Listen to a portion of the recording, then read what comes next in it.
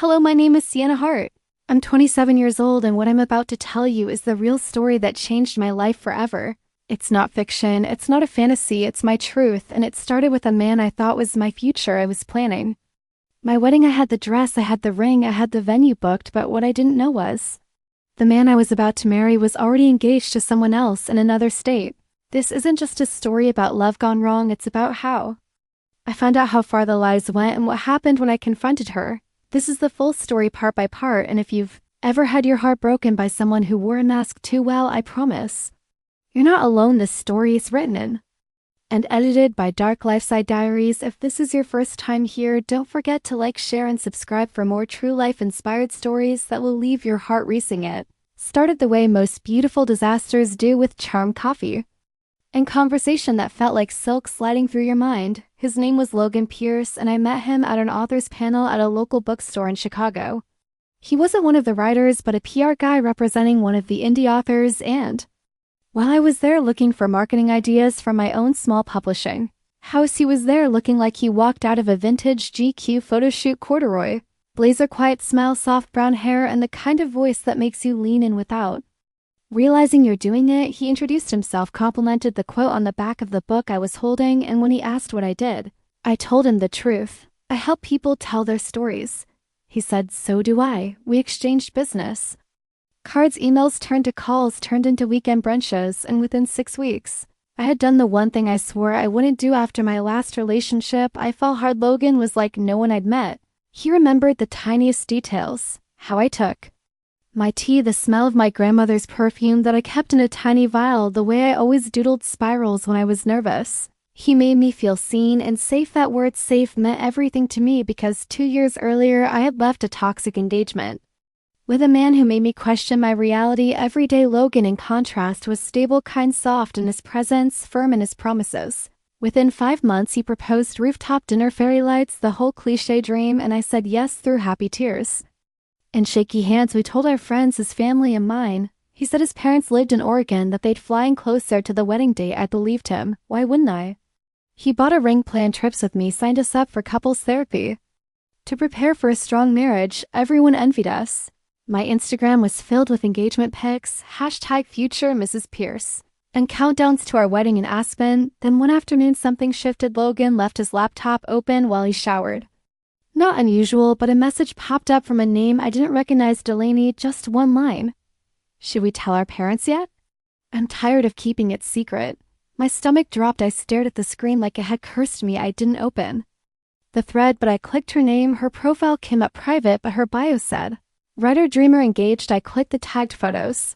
One showed her holding hands with someone who looked an awful lot like Logan, same jawline, same watch, different city, Portland. My chest got tight. I didn't say anything, not that night, not the next. I told myself it had to be a mistake, a cousin, a friend, a weird joke, that the pit in my stomach wouldn't go away. So I did what every woman does when her gut whispers. I dug. I found her Twitter, then her Pinterest wedding boards labeled Logan and Delaney venue pins and Portland color schemes that mirrored mine. I found a blog post from just 2 weeks earlier titled, "How He Proposed. Yes, this is real life." And my heart shattered into pieces I didn't know how to hold. Her story was exactly mine, same phrases, same jokes, same ring box. I sat on the floor for hours reading, rereading, gasping between sobs. Logan had proposed to both of us weeks apart. He was planning 2 weddings with 2 women in 2 cities, and neither of us knew about the other until now. I didn't scream. I didn't cry loud. I just went cold. My first instinct wasn't even revenge. It was confusion. Why? How do you hold 2 lives in your hands and not drop one? I didn't confront him that night. I needed more. I needed proof. I emailed Delaney from a fake account. I said, "Hi, I think we're engaged to the same man. I'm not here to hurt you, but you deserve to know the truth." And I waited. My hand shook for hours. I stared at every sound from the hallway, wondering if he knew. The next morning I woke up to an email from Delaney. Her subject line said, "Tell me everything." Her reply came at 3:13 a.m. and I was awake when it did, staring at the ceiling, wrapped in a blanket of disbelief and dread, feeling every passing hour crush down on me like time itself was trying to suffocate me. The subject line still blinked on my screen. Tell me everything. And so I did. I wrote back, not as a stranger or an enemy, but as a woman equally wounded, equally confused, equally betrayed. I told her my name's Sienna. I told her where I lived, how long we'd been together, how he proposed to me at the rooftop of the Harlow Hotel in Chicago under fairy lights and champagne flutes. I even attached a photo of the ring he gave me because I knew from her Pinterest board that it was the same one she posted 2 months earlier. I didn't expect her to believe me, but I knew the truth was stronger than either of our hopes. Within an hour she responded. Her message was short, but I'll never forget it. I believe you meet me tomorrow noon, Cafe Alchemy, downtown Portland. My heart almost stopped. Not only was she real, she was brave enough to face this head-on. I wasn't sure I was, but I packed a bag, called in sick to work, and booked a 6:15 a.m. flight out of O'Hare. I didn't tell Logan. I left a note on the kitchen counter that said, "I know I need space. Don't contact me." That was all. I shut off my phone the moment I passed TSA landing in Portland. Felt like walking into someone else's life, or maybe stepping through a mirror of my own that had cracked and grown. Teeth. I wore sunglasses, a hoodie, anything to disappear into the background. When I arrived at Cafe Alchemy, my stomach was in knots. I scanned every table until I saw her, Delaney. She looked exactly like her photos, soft auburn curls, big green eyes, freckles, and a cautious, guarded posture that mirrored my own. She stood when I approached, and for a moment we just looked at each other, two versions of the same heartbreak staring back. "Sienna?" she asked. I nodded. "Delaney." We sat, and then came silence. It took 5 full minutes before either of us spoke. Finally, she pulled out her phone and opened an album labeled My Future. It was filled with pictures of Logan, selfies, text screenshots, voice messages. "I've been with him for a year and a half," she said quietly. "He told me he was traveling for work when he was really in Chicago." I swallowed hard. "I've been with him for a year. We lived together in a condo he said he bought for us." Her hand trembled slightly as she lifted her coffee cup. "He told me he was working late when he probably flew to you." We both sat there, realizing that every alibi, every white lie, every moment we second-guessed ourselves had been carefully manufactured by the man we both believed would be our forever. Delaney was more composed than I thought she'd be, but you could tell her strength was shaking underneath. "When I got your email, I thought you were crazy," she admitted, "or bitter, or trying to scare me off." "I was scared you'd hate me," I confessed, "that you'd think I knew and played along." Her face softened. "You didn't know, and neither did I. We're not the villains." The word villain sat between us like smoke. Logan had played us both like a conductor in a symphony of lies, and now he was probably checking his watch, thinking we were safely tucked away in our separate cities, loving him blindly. But we weren't blind anymore. Delaney reached into her bag and pulled out a red leather notebook. "This was my wedding planner," she said, opening to a page that read, "October 15th, our big day." I nearly dropped my cup. "That's the same date we picked." I whispered. She blinked. "He booked the same wedding date with both of us?" "Different cities," I added. "We were going to Aspen, you?" "He said Santorini International." I muttered. "Smart. One of us wouldn't show. He'd just tell the other something tragic happened." Delaney closed the book. "He's a con artist. He's a sociopath," I added. And for the first time in that cafe we laughed, not because it was funny, but because sometimes laughter is the only way to keep from crying. We spent the next hour cross-referencing every timeline, every weekend trip, every work excuse, and it all fit. He was juggling us with perfect precision, texting me good morning while he was literally in her bed, FaceTiming her from hotels he claimed were work retreats while actually vacationing. With me, he had 2 phones, 2 sets of lies, 2 entire lives, and no guilt. "I want to ruin him," Delaney said suddenly. "Not just confront him, I want him exposed." "Same," I whispered. "But how?" She leaned in. "He's coming to Portland next weekend. Told me he's planning a surprise engagement shoot. What if he show up?" I blinked. "Like, at the shoot?" "Exactly. What's a better surprise than the woman he's already proposed to?" The thought made my skin crawl, but it also lit a fire I'd been humiliated, lied to, tossed into a psychological war without warning. It was time to take my power back. "Okay," I nodded. "Let's do it." We began to plan every move, every message, every step. We would catch him on camera in public with witnesses, let him talk his way out of that. I flew back to Chicago with a new kind of energy. I didn't cry. I didn't sulk. I packed his things into a box, placed it by the door, and deleted every trace of him from my phone. But I didn't block him, not yet, because I wanted him to squirm when the truth came out. I wanted him to face the destruction he caused. And part of me, maybe the ugliest part, wanted to see his face when it all came crashing down. The weekend came fast. I flew back to Portland under the name Delaney used to book the shoot. Maya Jacobs, her fake assistant. We coordinated everything with the photographer, a friend of hers who was eager to help once he knew the truth, and then Saturday. The shoot was set in a botanical garden just outside the city. Logan showed up in a beige suit, smiling like the devil himself. I stayed hidden, waiting for the signal. The moment came when Delaney took his hand, smiled sweetly, and whispered, "Say cheese for the women you betrayed." I stepped out camera. Flashes gasped. Logan's face drained of color. "Sienna?"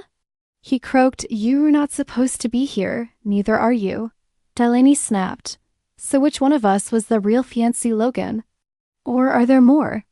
The photographer kept snapping. Logan stammered, backed away, face flushed. "I can explain." "Save it," I hissed. "This is your legacy. Now smile for the internet." The video blew up faster than either of us expected, not that we had planned for it to go public. But when the photographer's assistant accidentally posted a reel with the caption, "When your fiancé forgets, he's already engaged to someone else," it took less than 24 hours to go from a few local views to thousands, then tens of thousands. Then full-blown viral, complete with Reddit threads, TikTok stitches, and influencers dissecting it frame by frame, trying to figure out who we were, how it happened, and if it was real. We blurred his face, but that didn't stop the internet people. Tracked him down using reverse image search and LinkedIn screenshots from the PR company he worked at within days.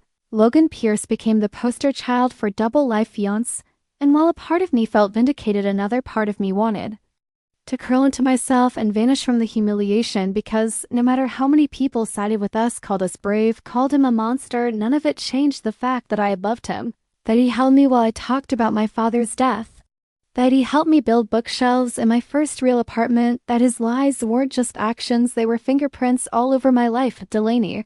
And I laid low the first few days. We agreed to keep communication minimal in public, no interviews, no reveals, but people guessed her cousin accidentally commented on a TikTok, a friend tagged her in a "this you?" thread. Suddenly we weren't just viral, we were visible. My inbox flooded with interview requests. Some were genuine, some felt like vultures, and all of it made me sick. Meanwhile, Logan was imploding. He texted, he called, he left voicemails full of fake tears and excuses. "It wasn't like that. You meant more. I didn't plan to hurt you. I loved both of you." Each message felt like a paper cut to my brain. He couldn't even give us the dignity of silence. Delaney, on the other hand, was furious. Not just at him, but at how people online made jokes out of our trauma. They think we're a movie. She texted me like this didn't shatter real parts of us. She was right. I started having dreams, strange ones, where Logan was knocking at my door, or marrying a third woman, or standing in front of me without a mouth trying to explain something I couldn't hear. I woke up in cold sweats. My appetite vanished, my trust in people thinned to the point of paranoia, and worst of all, I missed him. Not the liar, but the version he pretended to be, the man who brought me flowers after my book launch. The man who held my hand in art galleries and said, "You see beauty in everything. How do you grieve someone who never existed?" 2 weeks after the video broke the million-view mark, I got a package, no return address. Inside was a manila envelope. And inside that was everything: wedding vendor contracts, receipts, a planner, hotel bookings for 2 separate honeymoons. Even love letters, some addressed to me, some to Delaney, some to a name I didn't recognize. Eliza, my breath hitched another. Woman? Another life? I scanned the dates. One of the letters was dated 6 months before he met me. My head spun. Was she before us? During? I called Delaney. She sounded exhausted. "You two?" She asked. "I just got a message from a girl named Ivy. She says she dated him last year. That made 4 of us, maybe more. We weren't a love triangle. We were a web. And at the center of it was a man so addicted to lies that even his apologies had layers. That night I sat in my kitchen surrounded by evidence, feeling like a detective in a case I never volunteered for. I could have gone to the press. I could have sued. I could have let rage consume me. But instead I went live. Just once I didn't say Logan's name. I didn't cry. I didn't yell. I just spoke to the women watching, to the girls who had second-guessed themselves, to the hearts still bleeding under. "I'm sorry, it won't happen again," I told them. If someone makes you feel like you're imagining the truth, run. If someone builds your world too perfectly too fast, ask why. And if someone betrays, you don't owe them silence. You owe yourself freedom. That video did more than the viral reel ever could, because it wasn't about him, it was about us, me, Delaney, Eliza, Ivy, the unknown others, and the thousands watching who whispered "me too" in the comments. Aftermath wasn't neat. The internet moved on. New drama came. Our story faded from trending. But inside me something had changed. I got a message. From Eliza, she thanked me. I messaged. Ivy, she and Delaney started a group chat to track his behavior. We weren't friends, not exactly, but we were a sisterhood born in fire. Logan, as far as I knew, lost his job. His company issued a vague PR statement. He disappeared offline. I heard rumors he moved to New York, started freelancing. Someone said he got engaged again. I didn't check. I didn't care because I had already rewritten my ending. Without him, months passed like slow-moving shadows, not dramatic, not loud, just quiet stretches of time where everything hurt a little less until one day I realized I hadn't thought of Logan for hours. Then days, then a whole weekend. I moved out of the condo we once shared, not because I had to but because I deserved a space untouched by lies. I signed a lease on a loft with big windows, worn wood floors, and not a single memory tied to him. It was empty when I moved in, and for the first time in my adult life, that emptiness didn't scare me.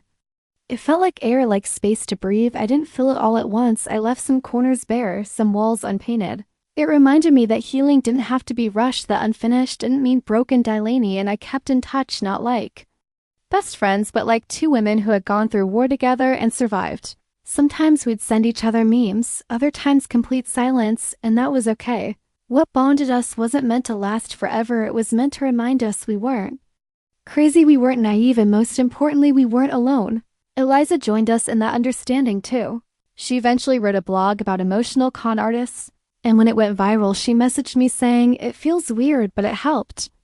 And I told her, sometimes our worst stories are the ones that make other women feel sane again. The media eventually forgot about us, the comments slowed, the TikToks faded, and just like that, Logan disappeared into whatever life he had built on the ashes of our love. But I didn't need him to fall apart to heal. I didn't need him to apologize or to suffer or to beg for forgiveness. What I needed, what I gave myself, was permission to move forward, not because he deserved peace, but because I did. I started therapy again, not just for the betrayal, but for the patterns I hadn't realized were repeating from past trauma. I kept a journal. I meditated. I traveled to New Mexico, to Iceland, to my aunt's farm in Vermont, where cell service didn't reach, and the silence felt like therapy. And slowly I built a new version of myself, not the woman he loved, not the one who lived through betrayal, but the version who could look in the mirror and say, "You are enough even without the ring, especially without the lie." One day, maybe 8 months after the Portland reveal, I walked into a bookstore and saw a new release by an author Logan used to work with. I hesitated, my fingers grazing the cover.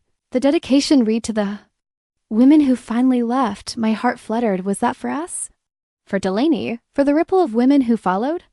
It didn't matter. What mattered was that our pain had been transformed into someone else's freedom. I didn't buy the book. I didn't need to. The message had already been received. That same week, I met someone new. His name was Asher. We talked about books for 20 minutes before we even realized the coffee in our hands had gone cold. He asked me what I did, and I said, "I write real stories." He smiled. "Then tell me yours someday," and I knew right then I'd tell him, but only when I wanted to, because no one gets to own your story except you. I still get emails sometimes from strangers, from women who saw the video or read the blog or heard a friend's cousin tell them about it. They say, "Thank you, I thought I was crazy." And I always reply, even if it's brief, because if my pain helps someone else escape their own trap, then maybe it was worth it. Maybe some scars never fade. I still jump when I see a certain car. I still feel my chest tighten when someone says, "I promise," too quickly, but I've learned the difference between love and performance, between truth and theater, between a man who says the right things and one who means them so. If you're watching this now, if you made it to the end of this story, I want you to know something real. You are not stupid for loving someone who lied. You are not weak for hoping they'd change. And you are not broken just because someone else broke the rules. What happened to me wasn't fair. What happened to Delaney, to Eliza, to Ivy, it wasn't fair, but life doesn't hand out fairness. It hands you lessons. And this one carved me into someone stronger, softer, sharper, wiser. I don't hate him anymore, but I don't miss him either. I'm grateful for the truth, for the women, for the silence after the storm, and most of all, I'm grateful that the story didn't end with his betrayal. It ended with me finally free. Thanks for staying until the end of this story. If it touched your heart or reminded you of something you've been through, please share your thoughts in the comments, and don't forget to like, subscribe, and share with someone who needs this message. This story is written and edited by Dark Life Side Diaries. Your truth matters. Your story is valid, and you are not alone.